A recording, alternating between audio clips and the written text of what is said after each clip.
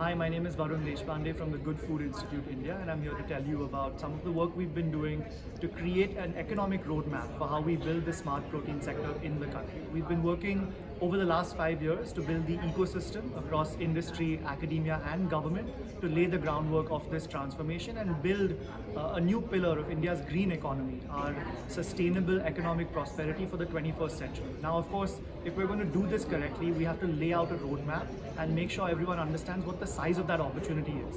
So for the last year, nearly a year, we've been working with Deloitte India, who've been wonderful partners to us, to understand across the entire value chain and in terms of things like, of course, market size, but also working backwards to how much infrastructure should be installed, how much talent should be trained, i.e. how many jobs will be created, and then of course how much economic value will arise from all of this and the investment that needs to go into it to make this a reality, right? So, and this is across all categories of smart protein or alternative protein, that is plant-based, cultivated and fermentation-derived proteins.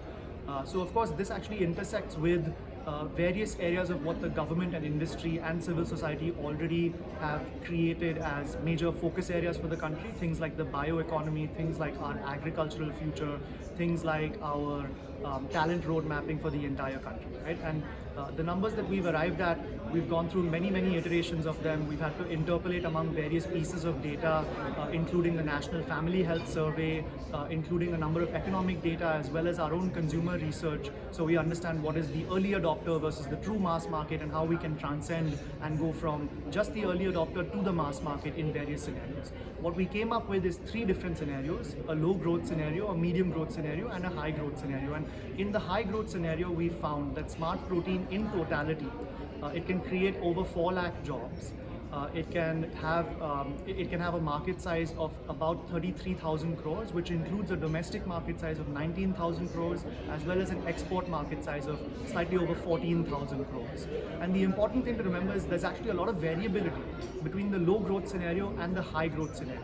There's a 60% variability between these, and the reason for this is A, it speaks to how early stage we still are in this industry and how much work there is to do, and B, it speaks to the fact that we absolutely do have to create many interventions to get from the low growth scenario to the high growth scenario. So investments in the entire infrastructure landscape, manufacturing capacity, agricultural integration, training talent to operate these equipments, localizing the supply chain, and of course, yes, training talent, workforce development is a huge piece of this, regulatory advancement, promoting the category, coming from all pre-competitive collaborations between industry and academia and government. There's a huge amount of work to do, but of course we and our ecosystem believe that it is truly worth it because we want to create a more sustainable, secure and just future of food, and transforming our protein supply is absolutely central to that effort.